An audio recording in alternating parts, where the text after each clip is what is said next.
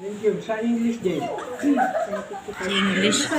Why do you spend money for what is not bread, and your wages for what does not satisfy? Listen carefully to me, and eat what is good, and let your soul delight itself in abundance. Thank you. Memorize ko naman yan sa Today to Give Version. Good News Translation. Isaiah 55, last part. Yung binasa niyo nila sa bugot. Yung last part. Listen to me and do what I say, and you will enjoy the best food of all. Sa tuwing maririnig ko may tinatagtad na sa kusina, kumidor, sa Sister Lady, oras na, maghahanda kayo ng ulam. Naririnig ka niya, Tili. Sinasabay Sabi ko sa'yo, plus yung tainga niya eh. nire-recite ko ito.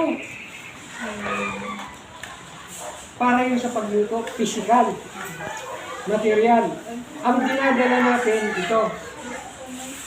Pinarinig sa inyo yan dahil maraming steps dyan. Yung salitang listen. Anong pagkaintindi natin sa listen? Pareho ba yun sa hearing? Hearing and listening? Magkapareho, magkaiba? Magkaiba. Si Jesus mahilig gumamit ng listen if you have ears. May tenga naman tayo. Pero dinitin niya. Makinig kayo kung may tenga kayo. Listen. Ilang beses nang ginamit yan.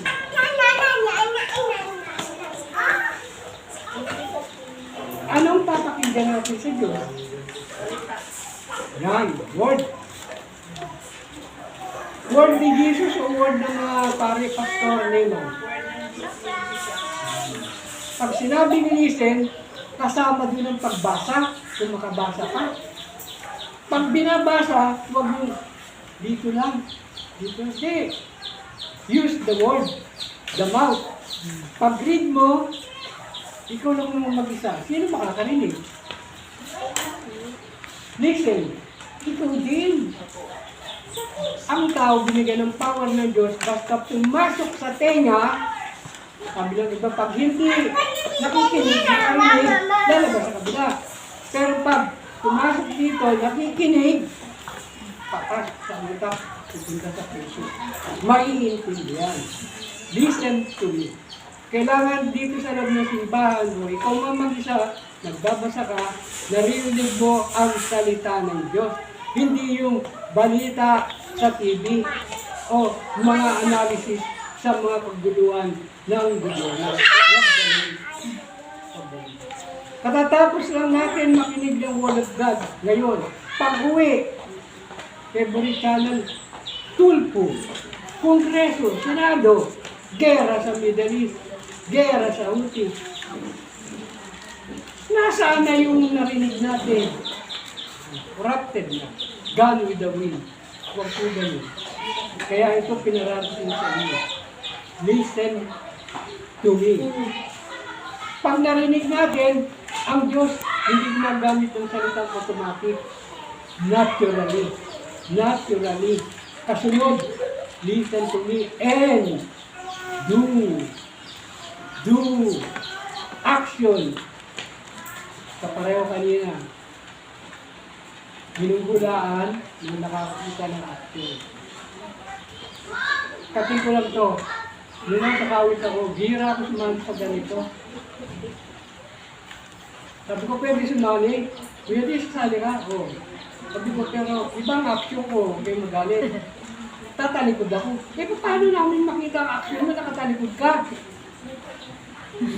Ganito lang naman eh. Halimbawa, bigyan mo ko ng kanta. With Jesus is the family. Sali ako ha, sa grupo. Tatalikod ako. Ano pa nanoorin nyo? Action, di ba? Gi-spell out niya. Nabahan nyo? Oh, when? Kung binuko ko yan, kanta ka agad. Gi-spell out niya doon Pag nakatalikod. sumali, When Jesus wala na in kayong the family. originality. Ako yun ha. Iletra mo! Letra na nakatalikod ka. Oo, kung dito gusto ko sumali eh. Talaga masisiro sa kabila. Hindi kaya ba? Isulat mo lang. Sulat mo Panalo kayo. Tunalo mo lang pinaka yung wisdom. Do! Nakakarinig tayo ng salita ng Diyos. Required yan sa game. Faith without action is dead. Eh kung puro action, walang faith. Meron o wala? Marami. Ang dami yung mga drug lord, warlord, jumping lord. Puro action yun, lord pa. Huwag tayo dito. Pagdating na dito, do what I say. Kaya nga ang tanong, kanino tayo nakikinig? Pare, pastor, layman?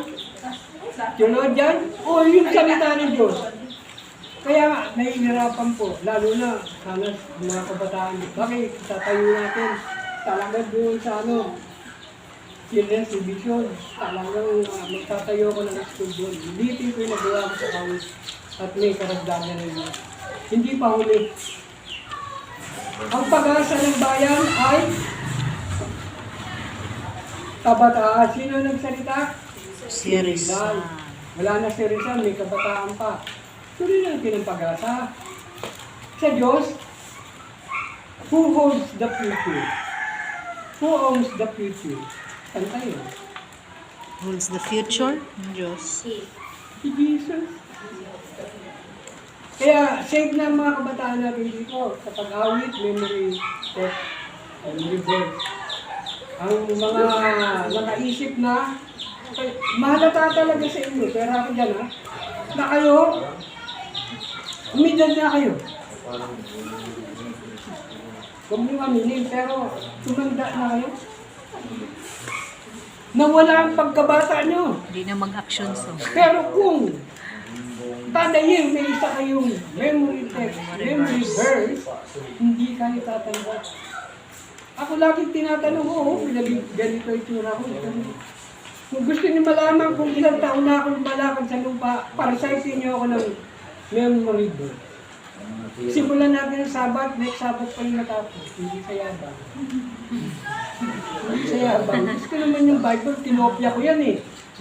Paano ko malimutan ang nakita ng mata ko, sinalita ko, sinishare ko. Ang memory binigay sa akin ng Diyos para sa ganitong okasyon. Yan ang gawin nating training sa mga kabataan, hindi pa huli. At kayong mga adult, age doesn't matter. But matter ages. Sabi ng mga Amerikano, age doesn't matter. Nag-philosophize ako. But matter ages. Bata si Jay. Ako ko na yan. Ako ito. Kung possible kami, ang problema niya, bakit ko problemahin? Pag siya lagi may problema, hindi na tinitignan ang katayuan ko. 10 taon lang, matanda pa ito sa akin. Ganyan kayo, tumatanda kayo. Tumatanda kayo. Wala na kayong salita sa Diyos, lumalabas sa bibig nyo. Ang memory nyo may Alzheimer na burst, powerful word of God, hindi nyo ma-recall. Hindi gano'n. Maawit tayo. Awit pang recording. Hindi galing sa puso. Tignan nyo ang hymnal natin. Hinangaan ko yan. Sa dami-dami ng librong nabasa ko. Ang hymnal, ang may pinakamatandang recording ng awitin para sa Diyos. Sabi ko, may 15th century pa dito. Hindi ko kaya makita sa Library of the Philippines sa archive. Dito lang pala napapagpuan ko. Kaya bumili ko eh. Nakakatuwa lang.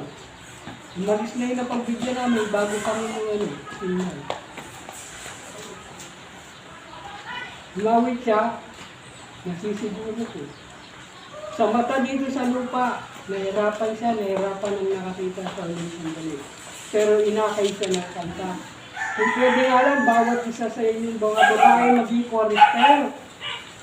Para ang awit na banal, huwag na kayo maghintay ng pakpak ng anghel o kamay. Dadaling kayo sa trono ng Diyos. ng awit na inaawit sa lupa. Yan ang sikreto na bulgar sa Adventist Church sa ibang. Ipagpatuloy nyo, kung pwede nga lang, sabagay, napopolding naman ito siya organ. Yan, hindi yan piano ha. Musical organ. Wala yan sa heaven. Dalawa lang ang makikita mo, ikatatlo. Anong mga instrumento nandun? Ay, nakakita na kayo? Hindi yan. Trompeta. Ano sa picture? Harp. Ano pa? Trumpet. Trumpet.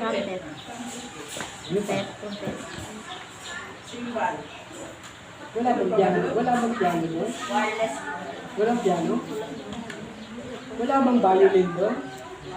Alpha lang nun. Alpha and Yan ang magandang research. Alpha lang pati violin. Ang violin, Alpha, trumpet. Trumpet. Trumpet. trumpet. pero yung trumpet usually hindi naman sa awit ginagamit masyado. Pang ano lang yun? Announcement yun. Yung violin, ang ganda ng kasaysayan yun. Hindi basta yan. Kahoy na may buhay, pinatay para makabuhay ng tulog. Hindi basta ang kasaysayan. Ang violin. Sa Italy nag-start yan. Do. Violin. Pag nagkamali ka ng dinig, Violin. violency, violin, gaganin lang yung demonyo eh. Violin. Violin. Violin. May meaning, ang bio, life, ang spelling, victory, B-I-O. Bida yan eh. Ito ang gusto ko i-share sa, maybe sa, ano ba, sa, may konting ano na kayo, matin na kayo. Kailangan meron kayong vocabulary na alam. Kung alam nyo sa English, madali na i-Bisaya. Bisaya, i-English, Tagalog. Kaya itutuloy namin ni Roger ang project. Narinig ko na kung ano ng boses niya. Halimbawa, yung kantang When Jesus is in the Family, English, sabayan natin ang adaptation ng tawag doon. Bisaya, Tagalog, tatlo na yan, version ng language. Sabay-sabay tayong kumanta. Kung may maka-translate sa Spanish, kaya baka no, isabay natin. I-form natin ang group dito, communication seniors. Gumawa tayo ng sarili nating musical studio. Hindi naman mahal yun kahit dito.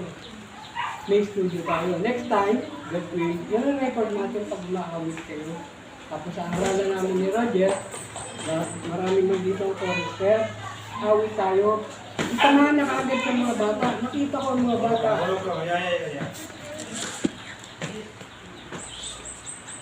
Ano po yun? Ang bata yun. Do what I say.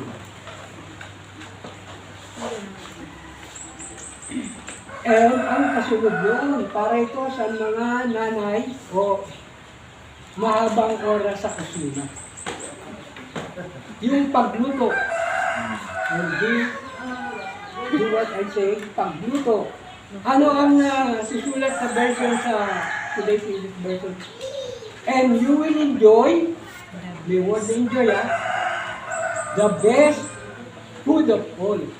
Mag-i-enjoy ka sa niluto mo na best food of all. Pag sinabing best food of all, maraming commercial lang eh. Yung mga best food spread, ano. Pero nauna ang Bible, the best food of all. What is the best food of all? Galing sa Diyos.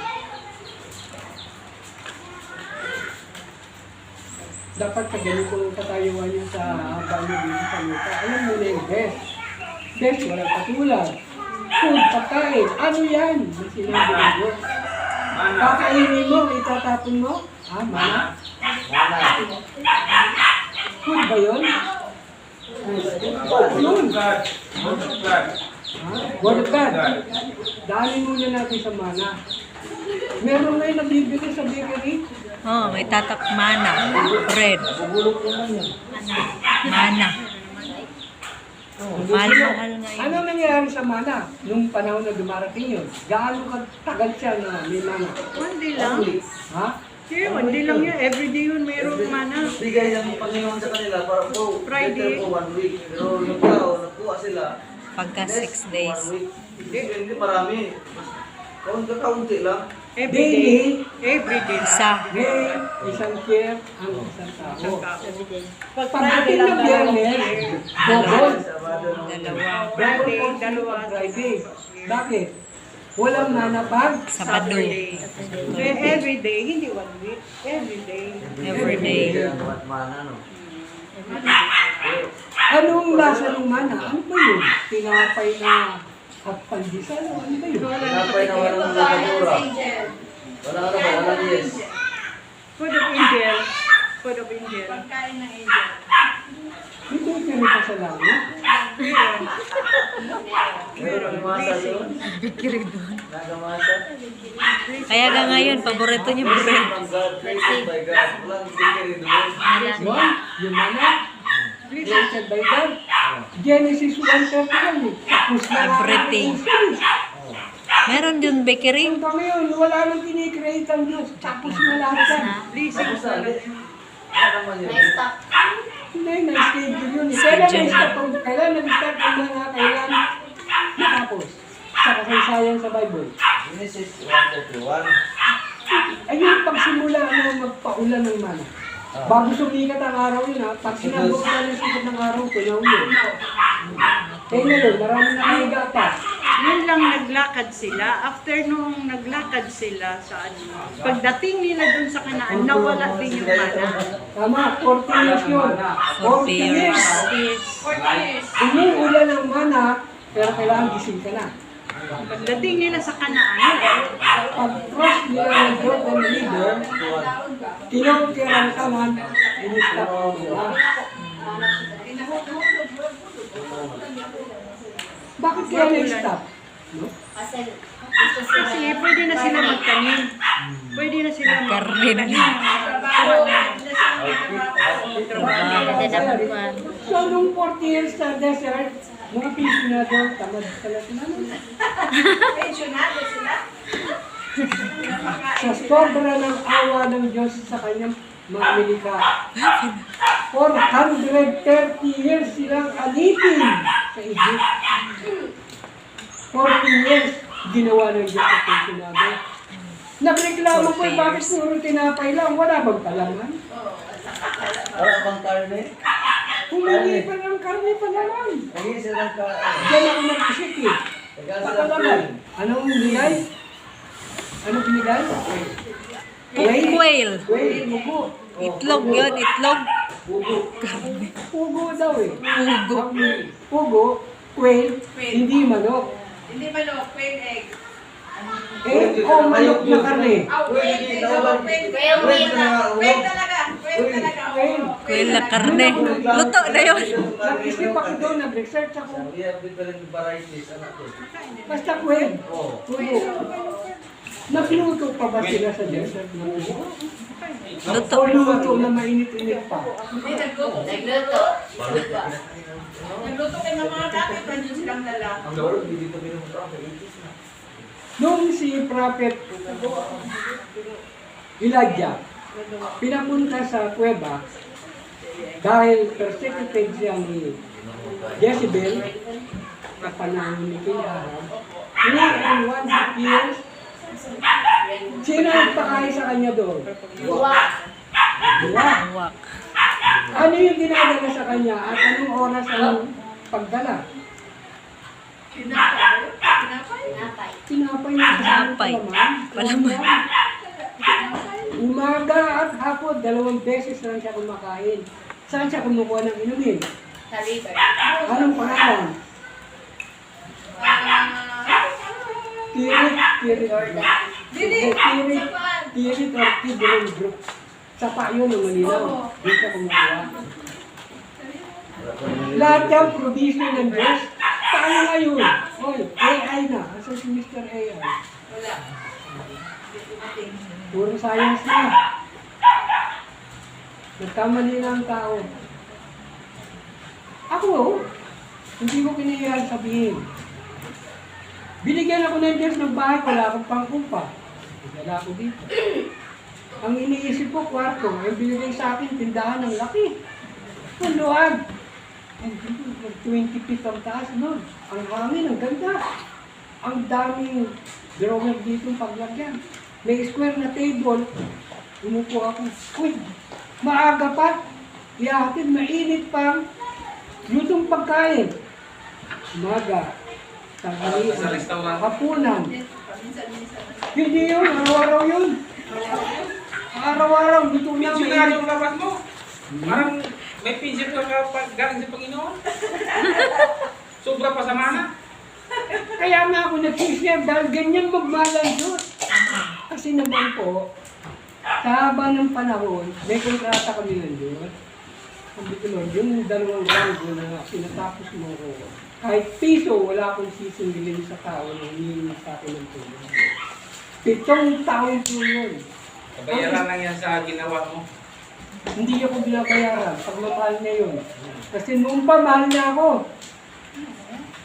Magsasalita ko sa inyo ang yabang. Nakasulat sa Bible, pagyabang niyo ang ginagawa ko sa inyo. Boast of the things that I have done for you. Wala akong kahirap-hirap sa 2 kurso. Hindi ko masabi kung dinaanan ako, akong dumaan. Natapos ko walang kahirap-hirap. Hindi ako dumaan sa utak na nagsusunog ng kilay. Sinishare ko to sa inyo dahil hindi ko talaga maisip. Napunta ako dito, hindi ko plinano. 5 ang opisina ko sa Manila. Makati Boy ako. Ibang opisina. 5, libre lahat. Makati Boy yun ha. At nila ko, German, Japanese. Ha? Hindi na, opisina mo, iisa ka lang. Oo. Wala akong sasakyan. Hinahakid ako ng kliyente ko. Ito ang mga sekretary mo. Wala akong Ranger. sasakyan. Hindi ako nagtitiwala sa sekretary. Hindi. Kaya nga tinawag na sekretary yan eh. Lahat ng secret mo, alam mo. Hindi lang ka naggawa ng sekretary, isa, si Jen. Delikado ang sekretary. Delikado. Lahat ng secret ng boss, alam. Secretary. Eh, sinishare ko sa inyo kasi ang Diyos, kung simulan mo lang magmahal, dahil hindi ka pa man talaga nagmamahal sa Diyos, eh, puro pahingi. Ang pagmamahal sa Diyos, puro bigay. Kaya sabi ko nga, dinala mo ako dito, ikaw talaga ang pinagsisilbihan ko, ginawa ko, patuloy kong gagawin. Huwag ka magalit, piso na din ako. Kayo may SS, sila ng S, Social Security System. Ako 4 ang S ko, Spiritual Social Security System. Sa tagal ko, sa pagbibigay sa Diyos, Lord, bigyan mo ako ng salita mo para regalo mo na sa akin. Pero pag binigyan mo ako, Lord, ito pa rin mo. Nung ako nasa lupa hanggang ngayon, meron akong, pero wala akong bank account ha. Mahawak ako ng milyon, wala akong bank account. Meron ako, sabi ng Diyos, tayo mo ang bangko tao. Ano yung bangko tao? Yun, ginawa ko for more than 40 years hanggang ngayon. Pera ng Diyos, natanggap ko yung wallet ko. Dati wala akong wallet eh. Hinati-hati ko na yan. Personal, type. Kuya Noy, may problema ako. Alam ko naman, kaya ako pumunta eh. Hindi ako ka, anong problema? Naku, yung anak ko, wala kami gastos pang hospital. Ang barangay, hindi rin namin malapitan. Busy na siya. Magkano kailangan mo? Ganyan. 1,000. Ha? Teka, magsasal ka. Muslim ka. Pasok ako sa kwarto, pray ako. Tinignan ko yung wallet ko. Uy, may 300 ka. Para pang bangko tao. Paglabas ko, sabi ko, mabuti, sinabi mo. Kaya ito lang ang nasa loob ng wallet ko, 300. Parang nadismay ako. 1,000 ang kailangan, 300 ang gusto niya. Sabi ko, 300 to. Para sa'yo. Ano to kuya Noy? Utang? Hindi. Gamitin mo. Pag nagkapera ka, ibalik mo para meron na kami akong mapayarang sa iba. Yan ang bangko tao ko. Tuloy-tuloy yan. Tuloy-tuloy. Ngayon, nabuo ko yan hanggang ngayon. Sabi ko, ang salita mo, binigyan ako ng Matthew 10:8. Tayo pala, pag nag-iipon ng goodwill para sa Diyos, huwag tayong maniwala sa word na humanity. Hindi yan pang Diyos, pang human yan. Dinodiyos mo ang pamilya mo, magpakamatay ka sa hanap buhay kung saan-saan lugar dahil pamilya ko, mahal ko, inuuna mo. Hindi yung pagmamahal sa Diyos. Idolatry yan. Ang pagmamahal sa Kanya, siya ang una, siya na mag-provide. Hindi ko alam.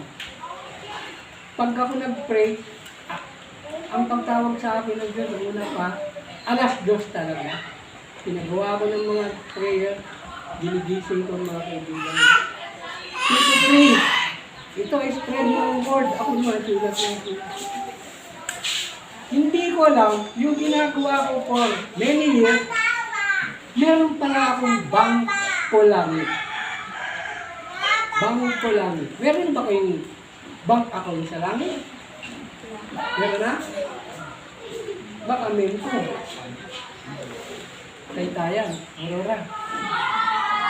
Simulan nyo na, magbangko tao, at kapag may lumapit sa inyo, kilala nyo o hindi, manluloko o hindi, humingi ng tulong, huwag na huwag kayo sasagot, lalo na pag pera. O anumang action, huwag nyo sasagot ng busy ako. Kumatok sa pinto nyo, sagutin nyo ng busy ako, hindi mo alam ang Biblia. Kailan pa babalik ang angel na kumatok sa pinto nyo? Once lang yan. Humingi ng tulong, pera, sabi ko, wala akong pera. Lalo ka na laging wala. Huwag kang sasagot ng wala. Kaya ang sagot ko dito sa isang sito, meron ako sandali. Ito 300. Nalungkot siya. Kuya na, kulang ko. Tapos sabi niya, makadyari na. Hindi, teka, 1,000 kailangan mo. Tuturuan kita. Ilan ang kaibigan mo na close mo na may trabaho at may sweldo? Sabi niya, marami. Kapaksin. Kailan ang sweldo? Kapaksin. May pera ka 300. Utangan mo na yung 7 mong kaibigan ng tigwa 100. May 700 ka na. Kumpit mo naman. O kuya no, idagdag mo itong 300, may 1,000 ka na. Baka hindi magpautang. Nang galing ka dito, magpapautang yun. Malayo pa naman ang sweldo. Sa halagang 100, hindi ka magbibigay. Nabuo niya, nadala ang anak sa ospital, gumaling. Saan galing yung isip mo yun? Sa itaas, tulong, ano ba? Kaya sabi ko kay Jen, bago ka siya dumating, Jen, huwag kang makonsumisyon. Dahil nakikita niya yung mga mukha ng tao. Kuya Noy, wala kaming bigas. Kuya Noy, meron akong babayaran. Daing na daing. Hindi naman dumadaing sa barangay. Sabi ko dyan, tignan mo yung role ko dito. Dole. Lahat na. City Hall na yata ako. General Hospital pa. Si brother naman sa barangay. Pag dinaing na ng problema sa SS, DSIS, mga kung ano-ano mga paggamutulong. Sabi mo lang kay Kuya Nuni, dumang ka sa akin. Ako ginawa talaga. Outlet ng barangay, masaya ako. Dahil hindi ako opisyal. Walang nagalit na tao sa akin hanggang ngayon. At hindi sila nabugo. Ano ang karanasan? Share ko talaga ito sa inyo. Kaya, do what I say. Listen to the word of God. Nasulatan ko si Erab, one yellow pad, sumagot. Nandiyan ang mga tao sa tabi ng Mega, nilote na sila. Sumulat ako kay Ramos, yellow pad, handwritten, magpadala ng tulong, 1.5 million para magpagawa ng 3,000 sa kami. Judas pala yung kapitan ng panahon na yun. Usapan namin 3, lalagyan namin ng tig-12 hanggang 15 ng mga tauhan. Isa siya, isa ako, isa pa yung isang grupo.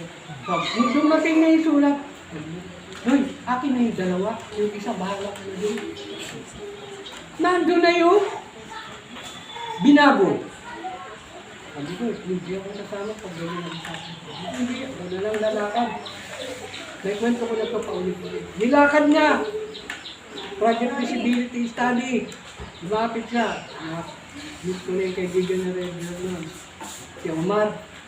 Busted. Hindi niya, hindi ganito ang paggawa ng Project Visibility Study. Bumalik sa akin. Tinagot ko na siya. Sabi ko, pasensya ka na. Marami na akong gawain. Hanapan mo. Pero nagdasal ako. Nagdasal ako. Sabi ko, Lord, huwag po ninyo ipagpatuloy. Magkakapatayan pa po. Ano nangyari? Hindi tumagal. Na-finish contract ng kapitan. Ngayon, nandito na ako. The best food of all, ang food ng Diyos sama Word of God, pagkain niya na double. Physical, na material, kasama ang intellectual at spiritual. Panahon pa ni Moses, anong sinasabi? Ang tao nabubuhay hindi lamang sa tinapay, kundi sa salita ng Diyos. Yung mga may Bible dito, hindi alam ang text, hindi alam ang nilalaman, may cellphone, hindi alam kung anong paghanap ng Word of God. Sayang, tama yung nagsalita kanina. Huwag niyong sayangin habang buhay pa magulang ninyo. Pinag-aaral kayo, mag-aral kayong mabuti. Nag-aaral kayo para pagkatapos nyo, hindi kayo hahanap na may bossing, na empleyado, hindi. Kaya kung nag-aaral ako sa prater na, laging pinupukpok sa ulo namin yung Vice Dean of College of Law Lyceum of the Philippines. Kayo, nag-aaral kayo. Pag natapos kayo, wag na wag kong mababalitaang nagbabandikla kayo o nag-DDTR. Ito ang trabaho na ang kliyente nyo, saan ka nang pumunta, respetado ang lisensya mo, yan ang opisina mo. Nahirapan ako intindihin yun. Pero nagkatotoo. Kahit Bisaya ba, kahit saan ako maglakad, may kakalapit. Ikaw ba siya, Oo, sabi. Bakit? May problema ako. Sige, ano yun, sabihin mo na. Naglalakad kami. Naglalaro ako ng table tennis. Naka-short lang ako. Sige, ano kaso? Gato. Sige. Ganun pala. Sino ang nagturo siya? Sige na, ganun. Networking ko sa tao. Sobra-sobra na yun. Kaya sinishare ko sa inyo ito. Paano ba lalapit sa inyong tao? Dahil lang sa pera, gwapo? Si Jesus, nung nag-mission siya sa lupa, pupunta siya sa malayo, magtuturo. Sino ang dalawang bagay na sumasalubog sa kanya? Malayo pa siya. Aso, diba? Fisherman. Ha? Bata. Bata. Aso at mga batang sipunin na takbuhan niyan. Lukso, yaka, pakarga. Nakahalip pa yung mga magulang. Uy! Marami kayo. Hindi yan, baho kayo. Ano sabi ni Jesus? Pinagalitan sila. Unless na kayo maging ganyan katulad ng bata, hindi kayo makakapasok sa kaharian ng aking Ama. Andito mga bata, ang gaganda ng boses. Ang pagsaway, kung sabihin, pasaway ka. Gahi, ulo. Talagang maggahi. Maggahi yan. Kasi magkatok-katok yan eh. Hanggang sa YouTube sa padas. Gahi ko. Wow! Hoy, kaya tama pag mag-dress yung mga bata sa akin. Good girl, beautiful girl, bright girl. Pag lagi na marinig yun, beautiful ba nga? Bright? Good girl? Mamumunga yan. Tatanin ka sa murang lupa, dinigin mo ng tamang salita. Proven na psychology, psychiatry, at sa psychology. Nandito na tayo. Best food of all. Ang mga nagluluto, paki-recite lang bago kayo mag-subscribe kung may patagdaro. At pagkain, kaldero, tayo mga babae, kayo nagluluto. Kung may mens kayo, huwag kayong humawak, huwag kayong magugas, wala lang kayo ng sandot. At kung naluto na, huwag kayong haharap, pag hukad ba ng kanin? Side view kayo. Kasi kayo may mga parte ng katawan nyo na malakas lumamig dito sa lalaki. Tandaan nyo yan. Tandaan nyo. At huwag kayong kakain. Nasa Leviticus ko siya. Huwag kayong kakain sa lamesa ng pinag-uusapan. Problema, sasama yun sa kinakain nyo. Yun na makikreate ng acid. Mumurahin mo, ayan na naman, oh. Bilisan na natin, nandiyan yung maniningit, ano nung lang, kay CJ. Malilate na ako. Ang subo niya, ang style ni Jane sa pagkain ng bumbero. Anak ng tatay, totoo, okay, magandang hindi. Pinakaw ko, ang mainit, wala nang init sa kanya, basta nang madami. Parang naninigarilyo na pag nagsalita eh. Nabusok ang bibig. Ang daling doon, late pa rin. Eh, paano ka makakabol eh, late ka ng start. Yan ang stress. Huwag kayong papalit yan. Ayun, sa Tagalog, habang nagmamadali, Laging balik. lalong nagkakamali. Ang tumatakbo ng matuloy, kung matinig ay malalim. Yan. Ang mga kasabihan. O etong binata na to, hanap ng gusto makapatid. Binigyan ko na ng, ano binigay ko siya para tamang babaeng bibigay siya ng Diyos. Ano yung tayo? Yung mga, Proverbs yun. pakirecite. Bahay at yung kayamanan nagagaling sa ama ng nasa lupa. Ngunit yung babae galing sa Diyos. Yung galing sa Diyos ba? House, Englishing ko na. A man can inherit house and money from his parents, but only the Lord can give him to be wife or husband. Binibigay ko yan. Dahil pinabibigay ng Diyos. Eh ako, kailan nga ako nag-Adventist? Hindi ko alam yan. Nagbasa ako ng Proverbs, hindi ko natandaan. 1978, tinanong ako ng kumpare ko. Pare, kailan ka mag-asawa? 1940. Ano ang sagot ko? Sa kumpare ko, best friend ko yun. Ang sagot ko, hindi pa pinapanganak.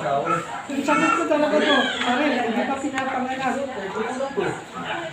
Totoo, nagkatotoo. Dahil si Day nakita ko, ang birthday niya, 32 years ago pa, bago siya naging tao. Ang laki ng gas, pagtungtong ko sa Mindanao. Pinanganak ko January 2, ako October 1986. Yung pala nga edad ni James. 2 months. Nagkita kami 2002 dahil sa project. Mahaba talaga yung story ito. O ako ang mas mahaba yung story. Ito,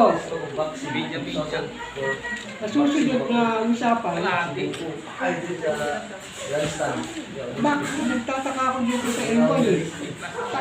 Paliit ang bilang paghapon. Kahit saan simbahan ako napunta, basta hapon na ang liit na ng bilang. Umuwi na.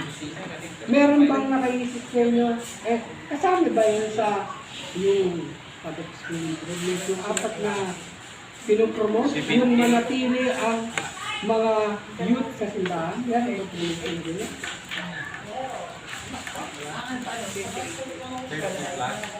Para hindi, walang uwian. Ay, karamihan yung mismo adult, umuwi, di na bumabalik eh.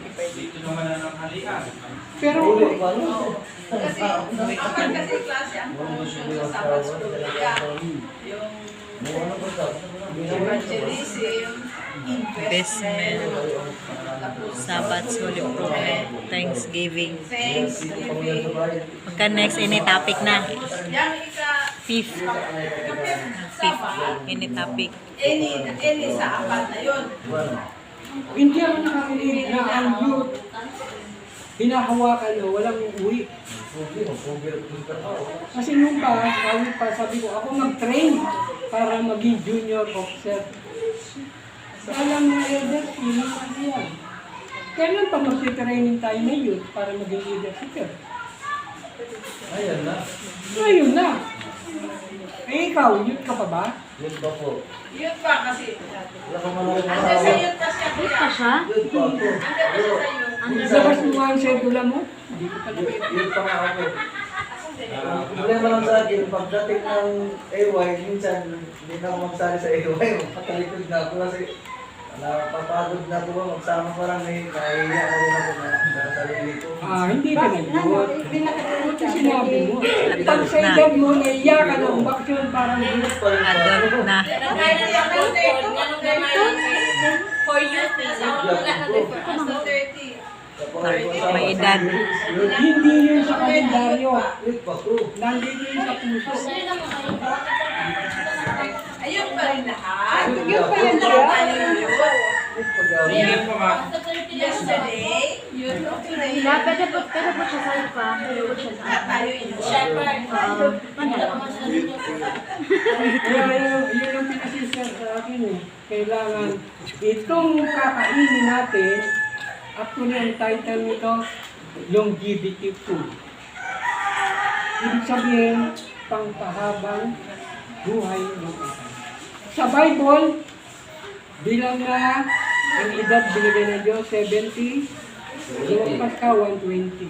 Pero may isang tao yun, dito ko na kay Roger, pinahaba niya ang buhay, Diyos mismo nagsabi, dadagdagan ko ang buhay mo ng 15 years. Kinumpit ng Diyos. Ezekias. Ha? Ezekias yun. Oo. Si Kias. Kung kayo tanungin ngayon, isa't isa, sarili nila, kayo naman tanong, ilang kayong taon ang hihingi ko sa Diyos para bumaba ang buhay nito. Ate, volunteer. Wala lang akong kasi. Sana kung nakatulog doon na. Bigay ako ng kasi. Gagayain ko isang pasto. Kung naka-answer ka, $100 kayo. Pero next time, gagawin ko na yun. Volunteer, pinakamabilis. Ano ang hihingi nyo? Sa buhay nyo ngayon? Ilang edad. Babae. Ano?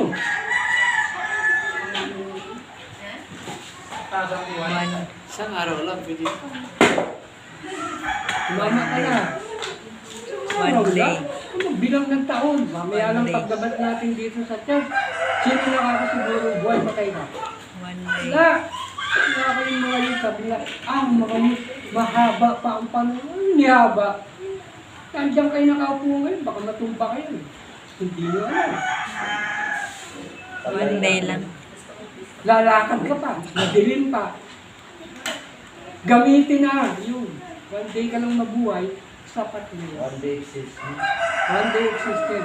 Moment to moment. Doon lang tayo. Kaya pinararating yan ng Diyos na ang salita niya ang dalhin natin. Ngayon, umangat na ang bilang ng numbers nyo. Hindi nyo pa nga alam ang istorya. Ano ba yan? Jesus na yan? Saan ba galing yan? Sino ba yan? Huwag natin iwanan ang salita ng Diyos. Nandiyan ang libro, anumang version. Huwag pagdebatehan. Sa langit, walang debatista makakapasok. Dito, para makakarating sa atin, sa akin, sa inyo, sa ating lahat, paano natin malaman na ang pinag-uusapan natin sa Espiritu, maintindihan natin? Anong salita ng Diyos sa Bible? John 6, John John 16:13. 16:13. 13. When, however, the Spirit comes who reveals the truth about God, Good. He will lead you into all truth, Truth. and He will He will speak only use of on authority. what He hears. It will tell you of the things to come. Maintindihan niyo ako sa simula hanggang sa pagtapos dahil nasa inyo ang Holy Spirit. To God be the glory. Amen. Amen.